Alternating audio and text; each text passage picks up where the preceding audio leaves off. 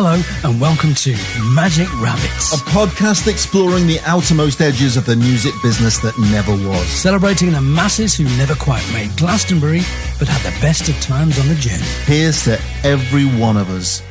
Hello, welcome to Magic Rabbits. Hello there. Good to see you. Hello. Although we can't, obviously. It's great to be back. And after a week. I mean, last week's was the Bond one, which we really enjoyed doing. Yeah, it was a great one. Enjoyed that. It was a good chat. It was, good yeah. natter. And I actually listened to. I was just telling you before. We're now recording this on the day that the Bond one came out. And this morning I was taking the dog for a walk, and I was listening to it. You know, was he singing along? Like a punter. Like a punter. Touched borders. Yeah. And I loved it, actually, listening to your own podcast and liking it. I don't know if that's a good thing. That's slippery slope. That road's not one you want to take very often, but no, I really enjoyed it. Really Good, yeah, I enjoyed that one too. And this one's going to be a belter because it's we want to talk. I think we're going to get a bit feisty with each other today because we've been having some heated debates via WhatsApp. Let's have a heated debate about some of the songs and the production of some of the songs. So It was last week you said you really wanted to talk about production, which is a great thing to talk about. We hadn't really talked about that, the production of songs, what production is, as opposed to engineering and that kind of stuff. But we're going to start by talking about the song that we've chosen for this week, which is one of yours from Boat Thief era, although I think you wrote it before then. So this is a song called Magnificent. Yeah, it is magnificent, Tim. Oh, thank you. I can't actually remember when I wrote it, but I do know that we used to play it now and again live towards the end when we had a full band, you know, with Tom. But yeah, it's just a love song, you know. That's all it is, really. You know, is it a silly love song? It's one that I really enjoyed. I enjoyed writing it because I'll tell you what it is. Now and again, you hear songs that they're so wide and they appeal to just every part of you, not just your ears. And it's like the Lars with There She Goes, right? We've mentioned the Lars before. So There She Goes is one of these songs that will be around forever. And so many of the Beatles songs will be around forever because they just reach you, they touch you, they grab you. And I wanted to write something like that because I'm not very good at doing those kind of things. So I just thought, I'll have a go at that. And it just came out like that. Very, very simple. The melody was very simple. The guitar, everything's simple about it, which suits me. But yeah, and I just wanted to have one of these universal type of songs, you know. And yeah, that's exactly how I see it. It's it was one I loved playing live so much because it was just one you could let go in. It was like you say, it's pretty simple to play, so you don't have to worry. You weren't looking down at your fretboard. Just worrying that you're going to get your fingers in the wrong place. You could just thrash out the chords and have fun with it. And it was strident, it was big, it was bold, and it was just so much fun to do live. I think for me, I saw this as one of the breed of new songs we were starting to do that were taking us in that more electric guitar rock kind of direction, which appealed to me. And I think there was a sort of egotism that it was appealing to at the time. And looking back on it, that was a mistake. I think we all recognise that as a mistake. And we were all in the thrall of that kind of rock star kind of vibe. And we were doing well at the time, again, becoming a little bit more popular, getting some radio play. And we thought, let's push into that whole electric rock band thing. And this was one of those songs, and we loved doing it. But now I think when we look back with lots of years behind, we turned our back on our USP, really. Yeah, I think that really definitely. made Boat Thief was that slightly more acoustic, rootsy kind of vibe. And that's what people saw in us that was very different from anything else. And we had just ended up becoming kind of another rock band, really. Yeah. And maybe not... An average one. And maybe not that great. You know, we didn't have anything particularly different to say. Other than having a great frontman in Pete and something really, you know, special in that. I didn't see the songs or the music particularly where we were going with that electric kind of electric sort of direction. But I know what you mean about it. But it was so tempting to do that. Yeah. You know, when we were playing bigger and bigger venues, we've got a drummer as well, a great drummer, Tom, and as a bass player to have a drummer, it was very natural to want to be more rocky, really. Yeah. You know. I mean, I just thought, you know, it looks cooler with an electric guitar low slung around you with a Telecaster than it does with a mandolin. Do you know? Even though it was completely... Yeah. And now the older, wiser person goes back and goes, should have stayed with the mandolin. Yeah. And anyway, so we did Magnificent, and it's great, and you're going to hear that, and we've done a new version of that, and you're going to hear that at the end, so we hope you like that. And it kind of kicked off a little bit of a debate with us, and dare I even say a little bit of frisson, a little bit of a little edginess going on about how we saw this song, because I remembered it very much as a live song. We never recorded it, and it had edge, it had light. So in my mind, I hear this fuzzy, brilliant, live, strident, bold rock song. And then you kind of started laying down the track and asked me to do some bits for it. And I did them remotely and sent them to you using my gear and sending it to you. And in the end, I heard it and going, that's not the song I remember. That's not, that feels a lot softer, a lot kind of more produced, a lot cleaner.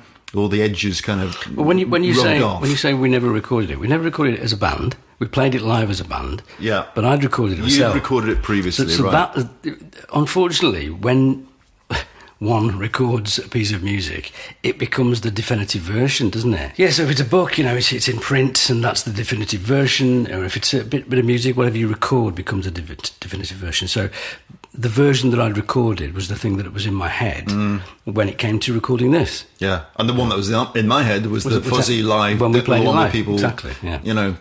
Making a noise in the background. So it's no wonder that when you're hearing what I'm doing to it, you're thinking, "Hang on, that's not what you're doing." Yeah, and I recorded some. You asked me to record some bits, some of which you've used, some of which you didn't. I did a solo on this, and you've not used that. You didn't, because in my head, when I was playing to it, and it was obviously, you've got to realise when you're playing along to a kind of basic track, you've got to imagine how it's going to sound. Obviously, you're not hearing it in its full production, so you don't get the vibe and the groove of it. So in my head, I'm still thinking, yeah, this is going to be this great big strident rock song. So I'm going to do a great big crazy guitar solo in it, and I got I put effects on it, and lots of distortion and delay and everything, and it sounded great at my end. Well, and then I say and I sent it to you, and you were like, you must have been, that doesn't work with my song, because my song's just so we had it, and we sort of, which is fascinating. All this is fascinating. It is, and we've got to realise we are two quite different people in the sense of how we see songs and how we see music, and people think, we're probably exactly the same,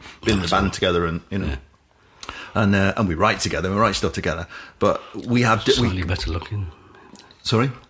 I'm just slightly better looking, that's all. So we see things very differently, and it kicks up a little bit of a kind of, how are we going to go forward? Because if you're going to be producing stuff quite, in this way, and I think people should know that predominantly you're doing this because you've got more time to do this stuff, and you've got a studio, a fully set up, ready to go studio, so you can do this stuff. So in a way, it has to be you that's predominantly recording and producing the songs that we stick in this podcast. And I can't be there because it takes hours and hours and hours, and you're there in the evening, you're there, you get up in the middle of the night if you want, and you can go there and do all this stuff, and you can spend a lot of time doing it. I can't be there all that time going, no, I don't like that. No, Tim, take that off. Don't do that. I really don't. Let's have a debate about that keyboard section there or that. I can't do that. So I'm slightly beholden to what you produce, and then you send it, and I'm going. What I don't want to do at that point is give you a whole tick list of things I don't like about it, because then you've got to go back. If you agree with them, or you've got to go back and address all those things, which is hours and hours and hours of extra time. And so we've got this kind of, how are we going to make this work for me to be happy with putting my name to those songs as a 50-50 kind of thing, which this podcast is, and the songs are. Even if it's my song, even if it's your song, we're both putting our names to it. And so it kicked off that, really, and we're in that stage working that out. And so it set me off on a route of, I'm going to have to start doing some stuff myself then, at this end, doing it how I would want it. And then you have to go along with that, and vice versa in a way. Well, which makes it more fascinating, because we've got two angles, two different types of production, two different types of recording and engineering. Everything about the way that you and I do things is different. It really is different. Yeah. And when it comes together, when it works together, that's great. It's good. But it also works well when we don't do stuff together. And I want to be in that position where we're sitting here now on a podcast talking about the way you've done your thing, or the way I've done my thing, and that's wonderful. And to try to get it always with synergy, always is not always the correct way of doing it. And I think the other thing we've got hanging over us is this commitment to do and produce, record, and put out a new song or an old song redone, in some cases, every week, every Friday for this podcast, as well as recording the podcast. Yeah. So as well as doing what we're doing now, which takes, a bit of time and setup to do and edit and put out. Well, we've got to do a brand new song. So the speed of that is quite intense. Not many people, not many bands. I'm enjoying it though. I'm enjoying it. It's great. So much. It's great, but it hangs over you as a kind of thing. We've got to get this done. So in a way, splitting that up, it seems like a good idea for me to start doing more recording at my end. I haven't got the same setup as you in terms of a studio. I've got, some kit. But the things you've been doing in the last few days, just since we started having this debate, this row. Yeah, you have done. I've said to you, get on and do stuff, and you've gone, okay, fine, I will. And almost like all right, I'll show him. And that's great, because the things that you're doing in the last few days are great. And if you want my, little bits here and there, a bit of drums or bass or whatever, I'll gladly do them. And that's wonderful. And then you get to produce the track. Because we're going to come on to in a minute to talk about what production is. Yeah, it's important, I think. And the way I want to frame that is, in my head, and this is a simplistic sort of explanation, I think the difference between us, and it's quite stark, is I know, you see a song, when you write a song, you hear it completely. You hear it totally in your head. It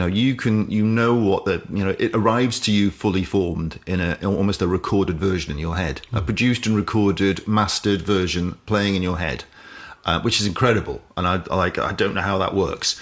Very special, and then special people. You're very, very special, as well as incredibly good looking. So you do that, and you're able to then go to your studio, and you know what to do, because you go, well, I know what the keyboard part is, so I'll play that. I know what the string bit is, I'll get the strings on the keyboard and I'll play that. I know what the bass, and boom, you know what the groove is, and everything's there. That's one extreme. I'm the other extreme. So I hear a song, all I hear is, those are quite good chords with a bit of a melody. I wonder how it can play out. And for that, I need people. I need to sit in a little semicircle with a couple of musicians, with you, as it was with Boat Thief, we'd get together and I'd go, here's a song, and we'd thrash it out.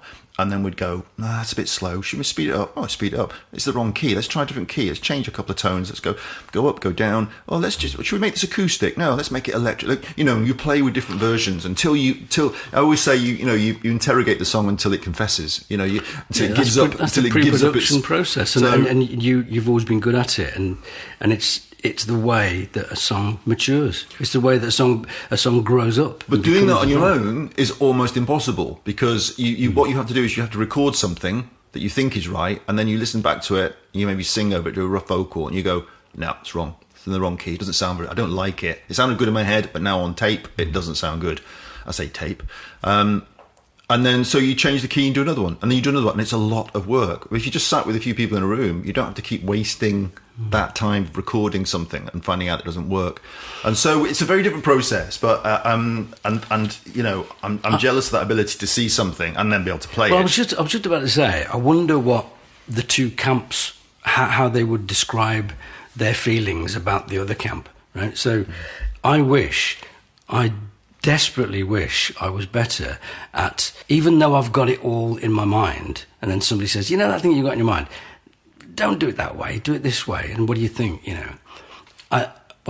straight away I think, well, it's wrong.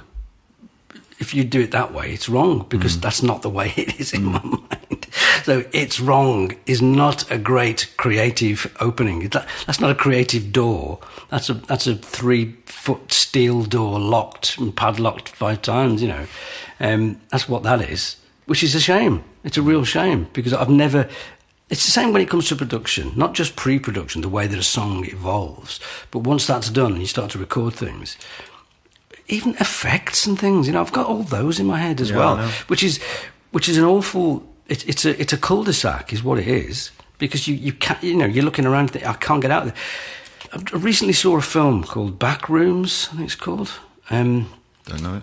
It's just come out, and it's basically a horror film, and one of the horrific things about it is that it's almost like a metaphor for how an autistic brain thinks, which is, it's very prescribed. This is how it is, no other way.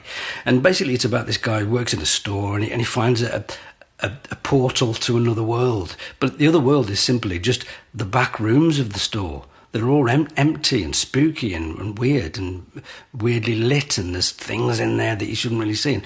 And it's kind of like that when you've got these ideas about how things should be. If you start to deviate from this is how my brain works. If you start to deviate from that, it's simply wrong. It doesn't feel right. And that is an awful thing. As a creative musician, hoping to be collaborative, and it just doesn't work that way. The way that it does work is in production, which we'll talk about. It's interesting, just an aside, you just triggered something there that I talk about in some of my workshops are on, creative workshops. And I do this thing, you just almost described it completely. I talk about the human mind, the creative mind, being like a massive mansion. I sometimes show a slide of Downton Abbey because everyone recognises that as a big old house. And I kind of give them these clues and tips how to get from the comfy sitting room when you've been with the nice fire and all the lovely pictures around you. That might be a nice creative space for you. It's great. It's lovely. It's a big, nice creative space, and you're sitting there and you're happy and you're comfortable there. So that's the place you stay. But trying to tell people your creative mind, the synapses of your mind, have hundreds of rooms in them, floors, cupboards within rooms, drawers within cupboards, and side rooms and ante rooms, and out back there's stables and there's grounds. And to actually inspire your creative mind to get up out of that comfy chair and go and explore some rooms and open some doors and find out what's in there, and open a drawer and pull out something and go, God, I didn't know that was there. That's great. That's weird. And it takes you completely out of this, out of your normal track of creative thinking into a different groove completely. And that's what I think, sitting around with people and going, what do you think to this? And then go, oh, well, let's do a reggae version. You go, what? That's ridiculous. And you do it and go, hang on, that's pretty good, or whatever. That's an extreme example. But yeah, it's the idea of trying to push yourself on purpose to a different place that surprises you and makes you go, that's so crazy, it's good. And there are lots of producers who will use that to great effect. I think Brian Eno is certainly one of them. Oh, Brian Eno uses a really crazy psychological... I mean, Brian Eno won't describe himself as a producer, as more as a musical director. I mean, he'll come in and he'll just tell everyone to just be quiet for an hour or something, or just go and do something. Everybody swap shoes. Everybody swap shoes. Yeah, literally that. It'll be kind of crazy. And then he'll get someone like Daniel Lanois to actually do the production stuff. So, and we'll maybe talk about this. But yeah, I love that idea of a creative director almost. Sort of going, well, why don't we just play this backwards? Why don't we play this all standing on our heads? Why don't we, let's just do some crazy stuff that loosens us all up to go to a different place. Yeah, I know that I'm certainly not that. I'm exactly the opposite, which is basically, this is how I want it to be because this is how I can hear it. Now, it's fine when I'm doing that myself because I can just do it and get on with it. The minute anybody else gets involved in that, then of course their creative sensibilities are going to be offended when I say, please don't do it that way, do it this way. There's a great example of this with XTC and with their when they were trying to be sort of break in America. Their record company Virgin told them that Todd Rundgren was going to produce their new album, and Andy Partridge, as some people know, you probably know, is very much I think he's like you. He hears everything. He tells everyone what to do. He tells the drummer what beats to be playing. He tells everyone what to do. He knows how his songs he wants his songs to be. They come fully formed. And then they got Todd Rundgren to record it in the States, and they just fell out. It was a horrendous experience because he knew exactly. He'd go, change that, don't do that, do this to Andy Partridge, and it was the most horrendous experience of Andy Partridge's life because he was being told what to do with his precious songs that he knew. It was their most successful album ever, and nearly broke them in America, but didn't quite. And that would have been phenomenal. But it was a horrible experience. But it took someone else to kind of go, you know what, your songs could be different. I don't particularly like it as an album, but a lot of people think it's one of their favourite albums. Which is the one? What's it? It's called. It's the one after. So it's. Which one was it? Oh, well, it's not Skylarking. It was. I'll think of it in a minute. Sorry. Yeah. You just reminded me of something that I know is absolutely true. I don't like being told what to do. I mean, forget music for a second. I'm not very good with somebody saying do this or do that. And now we get to it. And I can't do it. I immediately think, no, I'm not doing that. Immediately, no, I'm not going to do that. And then I'll perhaps think to myself, is it the right thing to do or not? I don't know. Shall I do it? Shall I? But the first thing, my default position, and it must be something to do with the army, perhaps. I just don't know. Perhaps it's the army. Blame I the just army. don't know. You know, because you spend all your time being told what to do. Upbringing. That's not this. That's Get not the couch out. Let's not blame His Majesty. Get this couch. His Majesty. But you know, just being told what to do. I can't stand the thought of being told what to do. And then it comes to music, and I've got this thing in my head already. So just to exacerbate the whole situation, there's already a template there, and if any deviation from that template occurs, then basically it's just it's a nightmare. Sorry, no, this is the way it's going to be done. What are you doing? You telling me to go a different direction? I can't do it. No. I'm reliving so many moments now from the last. Your whole lifetime. Yeah, rewind. Yeah. Yes, I mean, if anyone could see us, so that's a bad thing. If anyone could actually see this podcast, they would see a total lack of surprise on my face when you're saying these things. Yeah. So let's talk about the different types of production. Yeah. Let's talk about what production is. First of all, what's production, Tim? Well, we spoke about management a few weeks ago, for example. We spoke about management because it's one of these dark arts that not everybody sort of understands what management is. What does a manager do, you know? And we spoke about what Martin had a vision for us and whatever. I think production is a little bit the same in as much as there's definitely a dark art there to it, and people don't really understand what it is. And it's different for everybody, of course. Not everybody fits the same bill. But I think, broadly speaking, it fits into two sort of things, which is basically, let's talk about Brian Eno, for example. He's the kind, as you said before, it's more like a musical director who will have his ideas, but he'll throw them out there for everybody to chip in with their ideas as well. Whereas somebody like Trevor Horn, let's take Trevor Horn, for example. From the Buggles. From the Buggles. Trevor Horn out of the Buggles. Well, he... As Chief Buggle, obviously, he just did it all himself. If you knew his background, he's been a musical director for so many people. He's a fantastic bass player, brilliant arranger, great orchestrator. He knows what he wants. And so when he did the Buggles as a project, it became successful almost immediately. And then from then on, he started to produce other people, loads of other people. But he wouldn't sort of sit everybody round and say, right, let's all swap shoes, or let's, what's our favourite soup? You know, he was scientific, wasn't he? This is how it's done. This is how I want it done. Yeah. You do it this way. Sounds familiar, that somehow.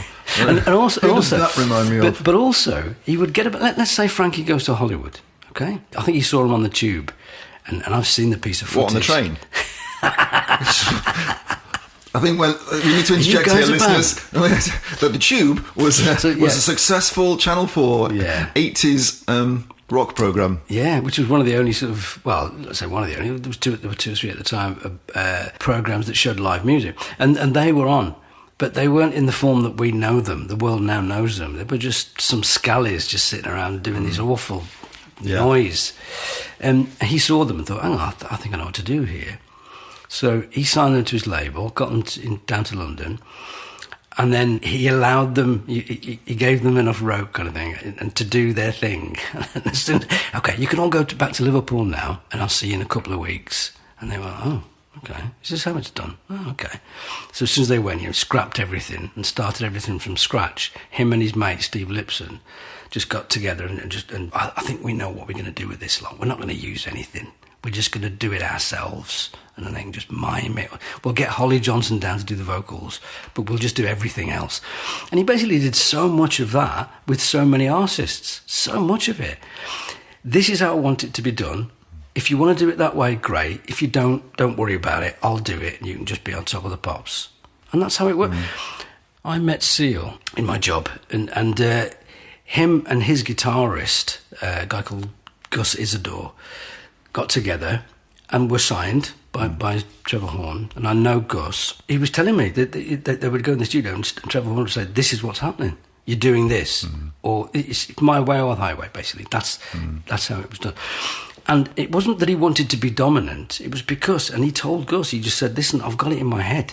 I know how I want this to be done, and I can totally sympathise with that. Yeah. You see, that scares me. I think you're describing that, and I'd be scared by that. I'd be scared of having something in my head that was so precise that I'd be like, yeah, there's nowhere to go with this. I can't play. Well, Seal's songs. Seal said that his songs, when he went to Trevor Horn, were simply they were just acoustic songs. They were just acoustic guitar.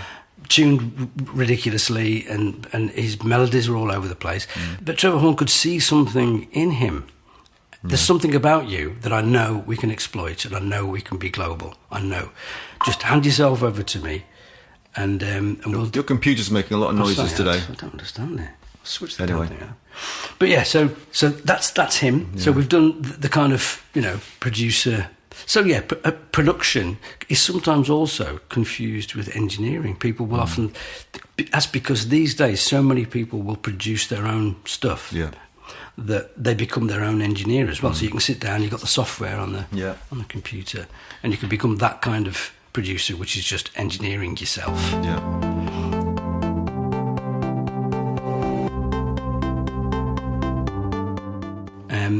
But I personally like the approach where there's a bit of both there. So you sort of know what you want audio wise. Well, you have to do your own, don't you?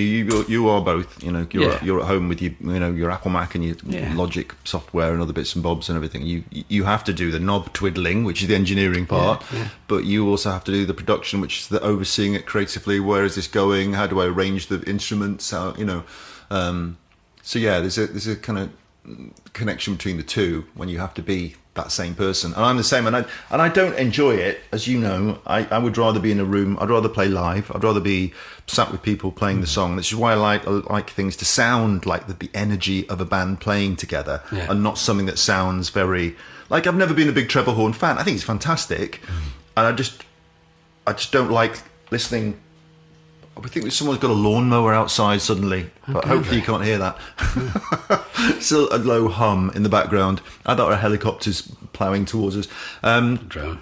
So yeah, I love the one story I love about production is Jeff Emerick, right, was the engineer, as you know, and lots of listeners will know, was engineer that worked under George Martin with the Beatles for so long, but became a producer in his own right, which lots of engineers will do because they've done enough sitting in sessions and twiddling knobs and faders and stuff that eventually they go, I could do that, and they've seen how people interact with bands and stuff. And then when Elvis Costello and the Attractions were making an album called Imperial Bedroom, which is one of my all-time favourite albums, they just recorded it, a cacophonous mess. They just got into a room, just played everything they could think of playing. It was like a mess. He knew the songs, and he didn't know what he wanted to do with the songs, and he just recorded so much stuff, so many guitars, so many keyboards, loads and loads of stuff. And he thought, who could bring this together? And he thought of Jeff Emerick, and he thought, well, Jeff Emmerick's used to working with George Martin and chopping up all those weird sounds and just experimenting. He said, I'll just give him all this audio and say, make some sense of that. And he did. And it's one of my favourite productions for an album is Imperial Bedroom by Elvis Costello and the Attractions, and it's glorious, and the way he simplified it and streamlined it, but it still sounds live, still sounds like a band playing in a room, and he's taken all these bits and bobs and cut them up and chopped them up and whatever he's done with them and produced it beautifully. It's a masterclass in production, but it sounds energetic and live and vibrant. You can almost hear the kind of... Is it recorded in Abbey Road? I don't know where it's recorded. It might be. I don't know. I'd have to look that up. I didn't expect you to ask me that. So I look foolish now. No. I feel red-faced and ashamed. I think it's exploring the differences between the types of production as well. So obviously we've talked about Trevor Horn, which is basically, this is the way it's done. I'm going to do it. If you want to be a part of it, great. If you don't, then we're going to have to say goodbye. But I think the best things about the best producers are that mix of the engineering and the production. So the engineering, knowing what you're doing is technically, that's fine, and you've got your guys around you, engineers that are going to help you. But then getting the best out of the musicians, getting the best out of them, that's the thing. And having a different relationship with every part of the band, with every person. You know that this guy needs to be really sort of whipped into shape. You know that this guy needs to be treated with kid gloves. You can get the best out of him. You're a psychologist, Absolutely, you're an absolute psychologist. I think to be able to do that is incredible. It's like any creative director. It's like a director of a film or a director of a play, a West End play or something. You can't just shout at everyone, but maybe someone does need shouting at, and that other person, like you say, needs to kind of be taken to one side and go, you're really good, you just need to come out of yourself. Or that kind of stuff. And Eno was great at that, or very interesting at that. I think he had a great relationship. You could hear the way that you two talk about Brian Eno, just like a Well, I think a father figure, the Unforgettable Fire album is where I think he started with them. Then he did then, him and Daniel Lanois did the thing, and from there on they became a concept band. Daniel Lanois is a good one. He obviously a producer in his own right as well,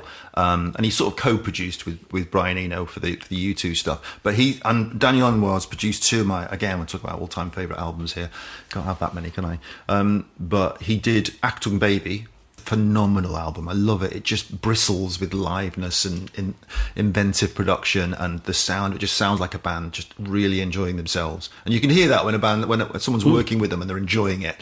And then the other album, which I utterly love, is an album, it's my favourite Bob Dylan album, and unusual, it's not many people's favourite Bob Dylan album, is Oh Mercy, and he produced that, and he brought in the musicians, and because he is a musician, a very, very good musician, multi-instrumentalist, and so he understands, how to play and how to get someone to play and stuff. And he produced that, and that's a beautiful album. Very simple, lots of air on it, which I like. Yeah. I like a lot of space. If you said, every song could be produced well with bass, drums, and guitar, I'd be happy. And a good producer can do that and can let the air in between, the space in between, sound like an instrument. And I think again, that's maybe a little bit of a difference between us. Definitely. In the sense that you go, I like a lot of sound there, I like a lot of audio, and I can hear it, and I know how to texture it and layer it and everything. And I think the thing with Magnificent, I thought this could just be bass, drums, and guitar, and lots of live sounding space in it. And the gaps that you fill in your mind, you kind of go, less is more, and let's fill, in my mind I can hear something there even though it's not there, and some good backing vocals and everything. So that's how I saw it, and you've kind of layered it and textured it quite a bit because that's your thing. And I just want to, and maybe it's also to do with not being as accomplished a musician, and you go, well, I can't really play the keys, unless it's all in C, they're just the white notes, then so you steer away from it because you can't do it very well. So it's kind of, you do it on purpose because it's not like you like it like that. It's just that you kind of have to do it that way. When I was teaching, I managed a band and produced a band from a college band, and they were called Atlas, and they were the cool. How did you find them? The way I actually found them was I was working in a room, and I heard these guys next door in the rehearsal booth just twiddling around on this little acoustic number they were doing. And it was clearly, fabulous. There was clearly something gifted about these people. Yeah, they were just kids, Paul and Chris Coulson from Barrow in Furness, of all places. But it was them and a couple of other guys as well, Andy Pilkington and Ben Metzers and James Davey, all really fantastic exemplars of their craft, great guitarists. James Davey was just one of the best drummers I've ever been in a room with, ever. And he was just a kid. And Ben Metzers, the most wonderful melodic bass player. You would think, how is that going to fit into this song? Anyway, so I wanted to get involved with them, and I just, as their lecturer, I would obviously, spend lots of time with them in the studio. We would spend all-nighters in the studio. We would just finish work at college and then we'd just stay in the studio all night until dawn or something. But we had a great time, and it was lovely to work with them. And I was the kind of producer that would... I wouldn't need to do much musically because they were so musical. That was fantastic.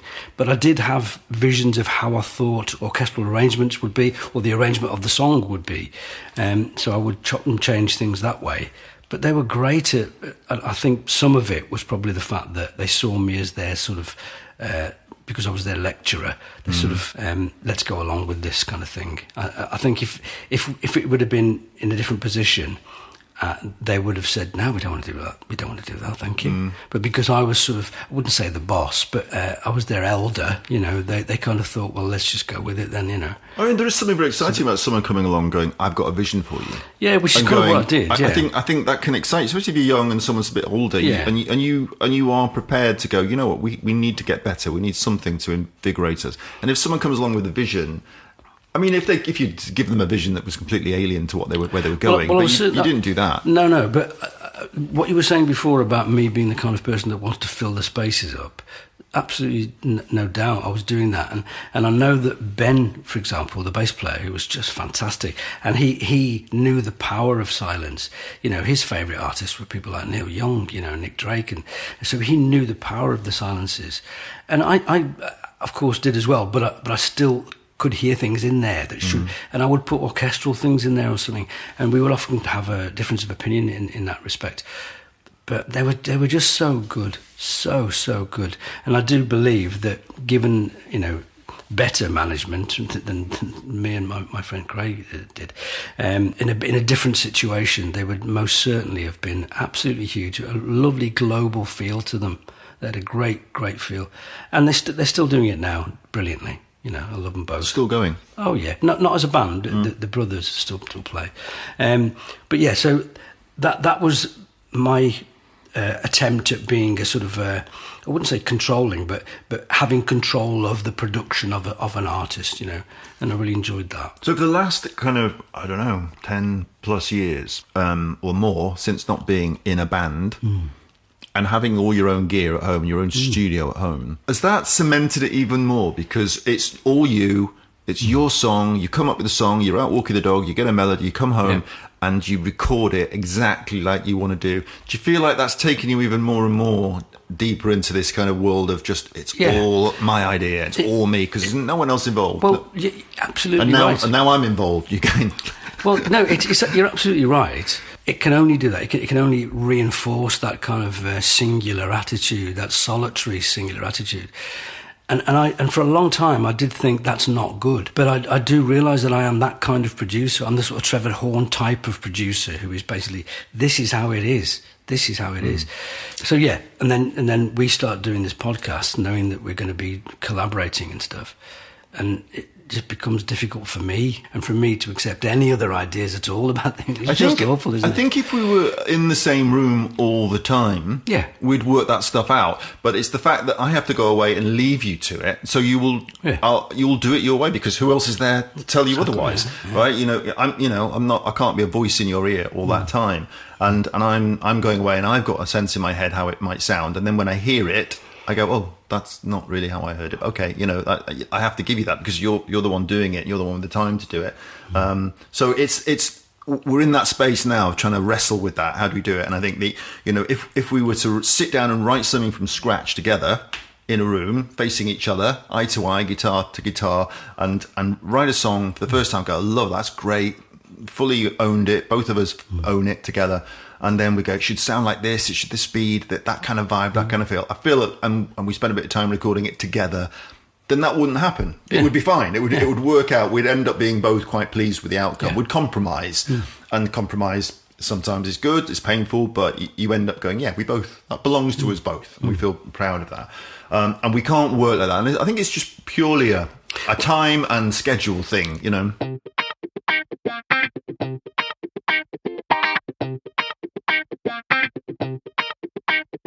But what this has done the last few days, and this debate and this sort of realisation from us both, it means that we know that I think some of the best is going to be you doing your stuff your way and me doing my stuff my way. And then we can talk about that. We can talk about the way that that's happened and the way, you know, we can investigate or interrogate, if you like, each other about the process.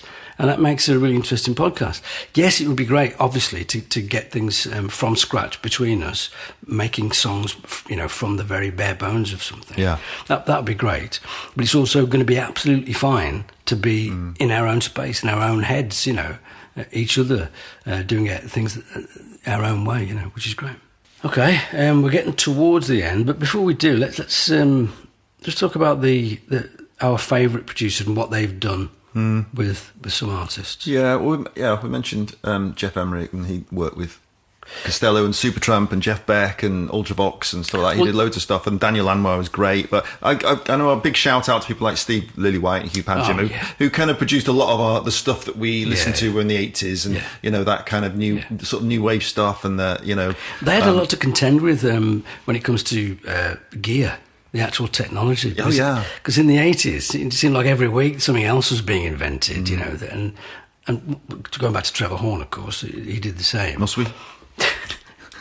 You've got a real thing about Trevor Horn. And Trevor Horn. But you not met him. So all these... Along with Art Garfunkel and Billy Bragg and Seal, Mr. Seal. Mr. Seal. So Jeff Emmerich working with George Martin in Abbey Road, because he was the engineer, and you've got you've got George Martin being the producer, and the difference is there, of course, Jeff Emmerich getting on with it, pushing the buttons and twiddling the knobs, and then you've got George Martin bringing the best out of those four guys. I even think there's that story when they first did their, I think Pete Best was the drummer at the time, they went down there, did a session. George Martin said to Brian Epstein, "He's not very good." Yeah, you can do whatever you want with them live, fantastic. But when they're down here, I'm going to get my own drummer in because you know you can't cut it. So yeah, knowing what's right for the song. It's not just about the guys; it's about what's right and how they present themselves to the world. You know, and getting the best out of them. If they wanted a string arrangement or something, obviously he's going to be. He has a classical background, so he knew how to do it. Knew to get the guys in to do it, how to arrange it. How, you know, obviously McCartney. It's very musical in that way as well. You know what's stunning about George Martin? It was the first band he'd ever produced. Yeah. I mean, he was effectively on the naughty step from EMI. He was pushed to a little division, you know, to do jokey comedy stuff, the Goon stuff, and Spike Milligan songs, jokey songs, which were kind of a big thing at the time. Actually, we you know, we think of them as silly, but actually they were big business. But he was not, you know, he was almost an embarrassment to EMI. Oh, that George, go stick him over there in that little room over there and there's this new band that's not going to amount to much called the Beatles. Let's get him to produce a little, you know, demo for them because we want some publishing rights for one of their songs, and they just did that, and it was just that coming together of geniuses that it's incredible. Another one for me is, we've mentioned Prefab Sprout before, but their early stuff was done by somebody else from Field Music actually. We mentioned Field Music. Pete told us recently. Pete Cadillac sort of messages to say that. Yeah, incredible. I didn't realise that. And then Thomas Dolby got hold of them. I don't know quite how. Perhaps their record company were looking for somebody else to take them on. Again, Thomas Dolby very in the Trevor Horn kind of ballpark. You know, this is how I want things done. Very clean, very singular. He did it just himself. You know. Which he continues to do these days, you know. So he gets involved with the band, and he's thinking, okay, I've got some good elements here, great writing, you know, great instrumentalists, you know, they're all really great. I mean, Martin McAloon, Paddy's brother, is a great bass player, I love it. And Neil Conti, the drummer, and so many other little elements that were all there as the palette. But he just thought, but I'm going to put my stamp on this as well. I know what I need to be doing to make this the way I want it to be. And they thankfully handed themselves over to him. I don't know how reluctantly, or how easily, or whether it was reluctant, I don't know. But he certainly shaped their sound from then on fantastically well, in my view. I love that. I've got a Thomas Dolby album I used to love, Aliens Stole My Buick. Yeah. Which is a fantastic album. And I don't normally listen to that kind of squeaky clean, sort of semi-electronic, you know, sort of music. But that was a great, because he was pretty quirky as well, and almost, you know, it was quite a character, and it came out in his music. You know, a really eccentric kind of songwriter. Anyway, I think we're getting towards the end of this one now, so we're edging towards the Magnificent. So yeah, we hope you enjoy this one, and we'll see you again next time. Thanks. Bye. Bye.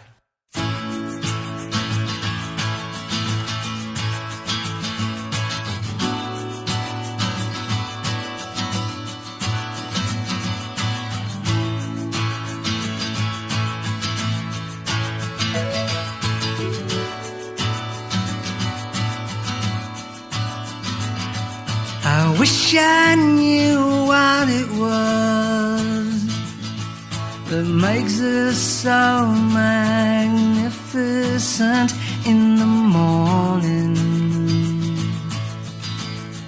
Yeah, in the morning.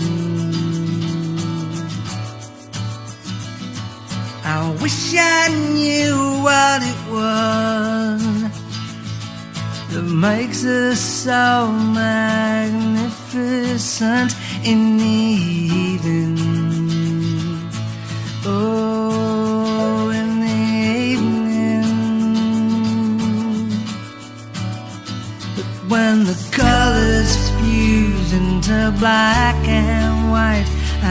feel her touch in the candlelight, and she's telling me it'll be alright in the morning.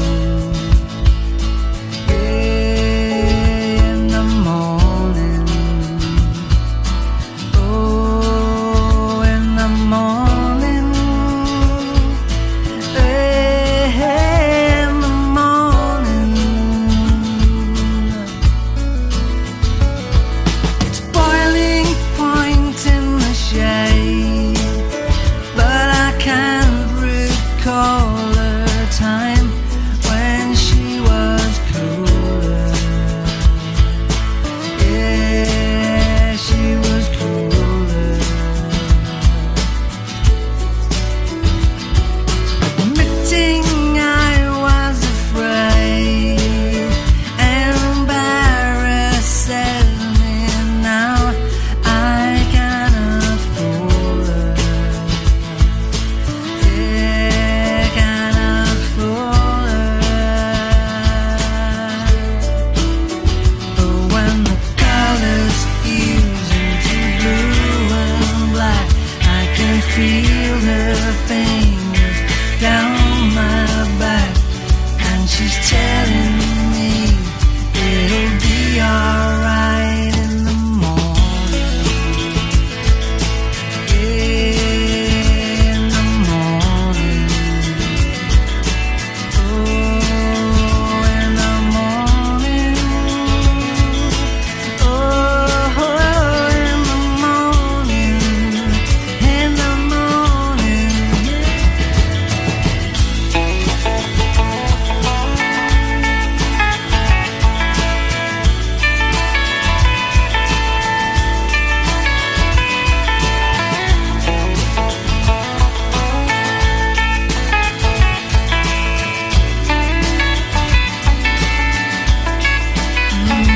When the colors fuse into black and white, I can feel her touch in the candlelight, and she's telling me it'll be alright in the morning. Yeah, in the morning. Oh, in the morning. Oh, in the morning. In the morning, yeah.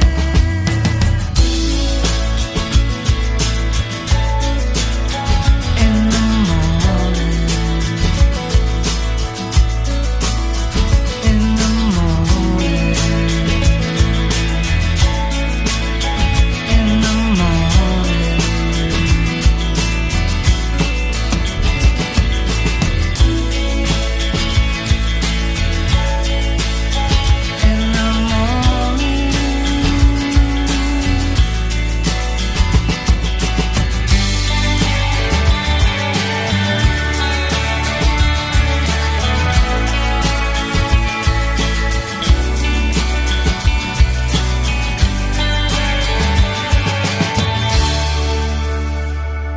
Thank you so much for listening to the podcast. We really appreciate it. And if you could like and subscribe or even leave a review, that would be just brilliant. Anyway, see you again soon. Bye.